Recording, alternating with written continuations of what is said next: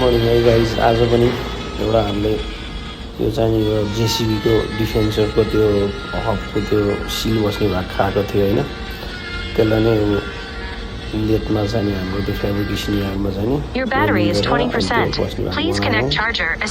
टिप्परहरू बनाउँदै दिन्छौँ हामी होइन। अब यो चाहिँ हाम्रो एक्साभेटरको मेन बुम हो होइन, बकेट लाग्ने। यसको पनि भित्र बुसको भाग खाएको थियो, त्यसलाई ऱ्यामिङ गरेको। अस्ति मैले देखाएको थिएँ नि कसरी हामीले उयो गर्दैछौँ भनेर। त्यो हाइड्राले पनि काम गर्दैछ।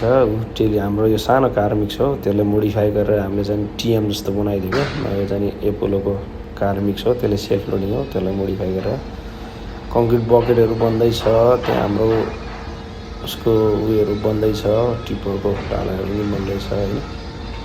हामी आफै बनाउने सबै चिजहरू, यो पम्पको कप्लिङ सप्लिङहरू सबै यहाँ एकदम बनाउँछौँ हामीले। यसमा हामीले फेरि यत्रो ठुलोको च्यानल राखेका छौँ, ढुङ्गाहरू एकदम काट्याम लोड गर्नुपर्छ भनेर है।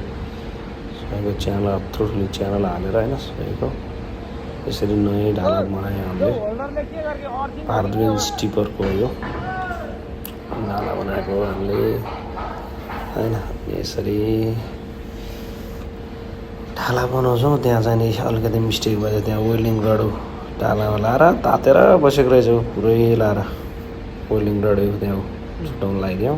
कहिले सानोतिनो मिस्टेक हुन्छ। यहाँ चाहिँ नि अब 3-4 जनाले चाहिँ नि हामीले चाहिँ नि स्प्रिङ टेप्परको लागि चाहिँ नि नट बनाएको, टेप्पर बोल्टको लागि हामीले नट बनाउँदैछौँ। त्यहाँ यो अर्को ढाला पनि रेडी छ त्यहाँ। त्यसलाई हामी यहाँ चाहिँ नि हामीले स्प्रिङबाट 4 mm को डन्डो यस्तो टेप्पर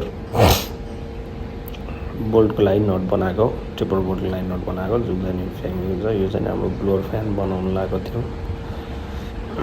अनि यहाँ चाहिँ कङ्क्रिट पोरिङ गर्ने बकेट हो बनाउनु लागेको हामीले।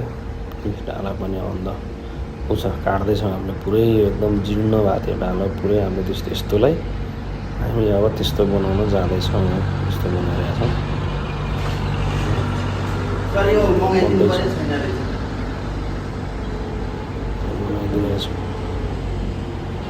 यसरी सर्लक्क लाएर बनाउँदैछ त्यस्तै ढालामा। यतापट्टि हाम्रो अर्को काम पनि हुँदै यो रेडी भएर त्यसलाई निकाल्यौँ।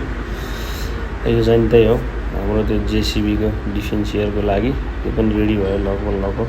अब यसमा बेरिङ र बुस्ट होने ऱ्यामिङ गरेर भइसक्यो होइन। अनि अस्ति हामीले त्यो एक्साभेटरको चाहिँ यो गरेको थियो नि हामीले।